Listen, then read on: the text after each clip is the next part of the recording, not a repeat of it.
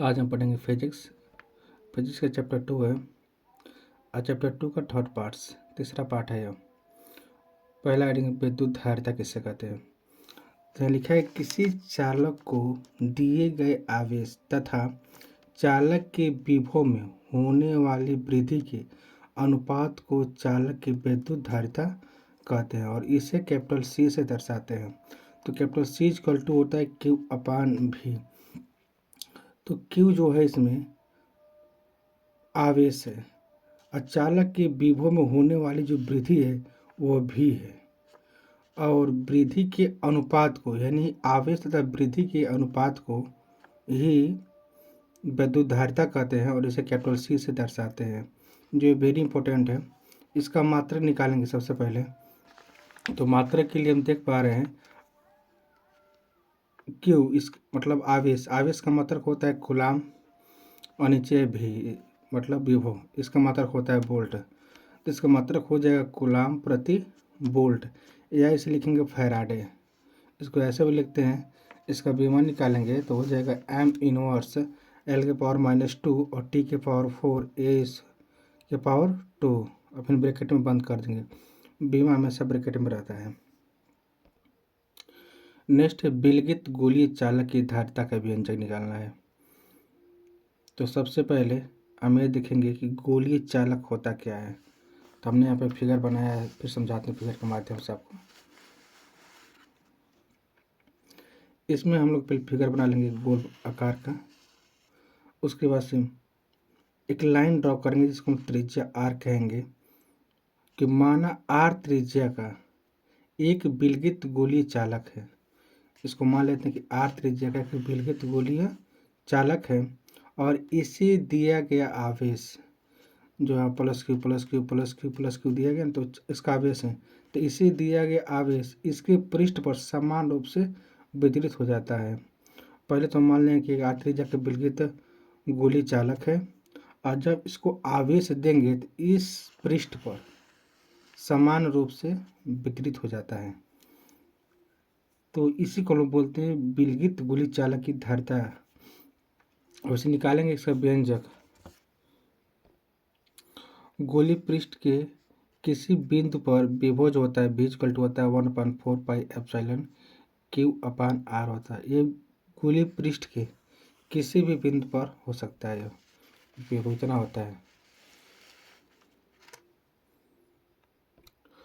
अब निकालेंगे विलगित गोलीय चालक की धारिता।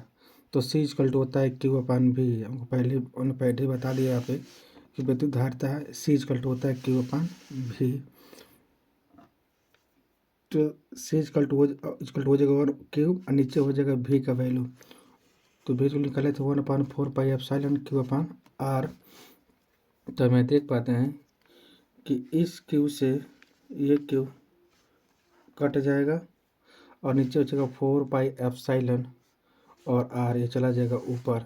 तो C हो जाएगा 4 पाई एप्सिलॉन नॉट इंटू में R, जहाँ पे 4 पाई एप्सिलॉन इसका वैल्यू होता है 1/9 × 10⁹ कूलाम स्क्वायर प्रति न्यूटन प्रति मीटर स्क्वायर होता है इसका। इस प्रकार का प्रश्न आप नेक्स्ट है समांतर प्लेट संधारिता की धारिता। इस प्रकार के प्रश्न एग्जाम में 5 नंबर के आते हैं। पहले समझते हैं समांतर प्लेट संधारिता की धारिता तो क्या होता है। तो इसके लिए हम लोग बनाते हैं पहले समांतर प्लेट। 2 प्लेट लेंगे जो आप देख पा रहे हैं। एक प्लेट x लेंगे और एक प्लेट y लेंगे। यह y है और इस प्लेट को y वाले को हम लोग ग्राउंड से यानी पृथ्वी से जोड़ देंगे और इस वाले को हम लोग किसी स्रोत से जोड़ देते हैं। तो सबसे पहले हमने क्या माना 2 प्लेट है x और y। इस पर जो आवेश होंगे x पर वो प्लस होंगे यानी धन आवेश होंगे और y पर माइनस आवेश होते हैं। इस प्रकार से बन गया और इन दोनों के बीच के जो डिस्टेंस होता है जिसे दूरी कहते हैं उसे हम लोग डी मान लेते हैं कि इन दोनों के बीच की दूरी डी है। अब कैसे लिखना है, तो लिखेंगे माना समांतर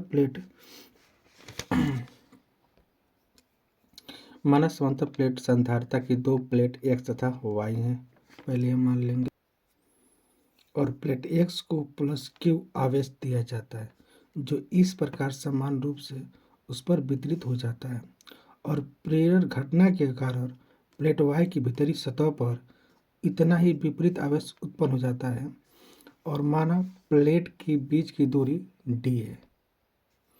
ये फिगर में देख सकते हैं आप लोग, जो माने थे एक्स और वाई के बीच की दूरी डी है, ऐसा पृथ्वी से जोड़ दिए हैं हम। इस पर एक्स वाले प्लेट पर जितना भी आवेश देंगे उतना विपरीत आवेश दूसरे प्लेट पर उत्पन्न हो जाएगा। ये प्रेरर के नियम से समझ सकते हैं आप लोग कि यदि आप एक रॉड पर उतना मतलब धन आवेश देंगे उतना ही विपरीत आवेश किसी दूसरे रॉड पे उत्पन्न हो जाता है। प्रेरर संबंधी नियम है। आगे चलते हैं। तो संधारित्र के प्लेट के कारण वैद्युत क्षेत्र की तीव्रता, जो संधारित्र की दो प्लेटें हैं इसके कारण जो वैद्युत क्षेत्र की तीव्रता होगी इक्वल टू होगी सिग्मा अपॉन एप्सिलॉन नॉट। और हम जानते हैं कि सिग्मा इक्वल टू होता है आपका क्यू बाई ए होता है। ये वैल्यू होती है सिग्मा की, क्यू अपॉन ए, मतलब ए फॉर एरिया है जिसका क्षेत्रफल कितना हो रहा है, और क्यू जो उसका आवेश है। अब वैल्यू यहाँ पुट करेंगे तो इक्वल टू आपका हो जाएगा क्यू बाई एप्सिलॉन, और नीचे आ जाएगा ए वैल्यू आपकी हो जाएगी।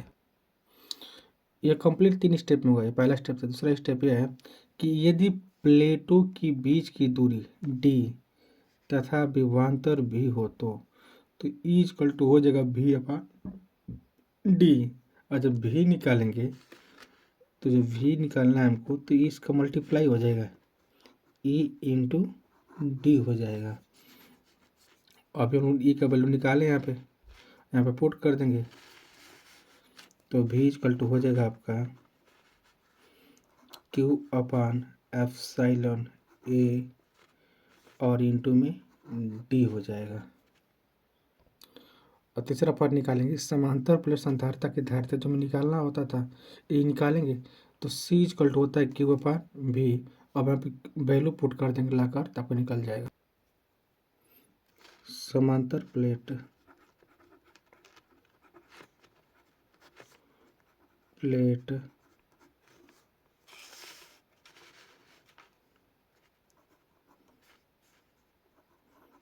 संधारिता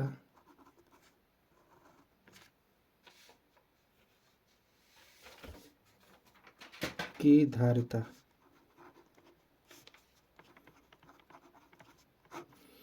तो सी इक्वल टू होता है आपका वैल्यू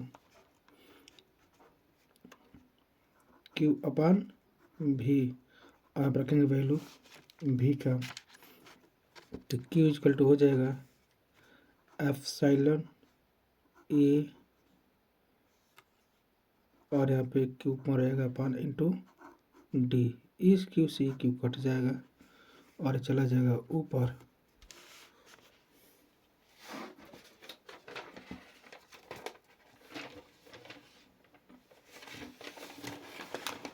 तो हो जाएगा सी इक्वल टू आपका एप्सिलॉन ए और डी नीचे रह जाएगा। ये ऊपर चला जाता है लेकिन क्यू से क्यू कट गया यहाँ पर देखिए। देन सी इक्वल टू हो जाएगा आपका एप्सिलॉन ए अपान डी। ए होता है समांतर प्लेट संधारिता की धारिता होती है। इतना आप कर लेंगे तो आपको 5 नंबर का मिलेगा। यह 5 नंबर का आता है प्रश्न और यह मोस्ट इम्पोर्टेंट प्रश्न है।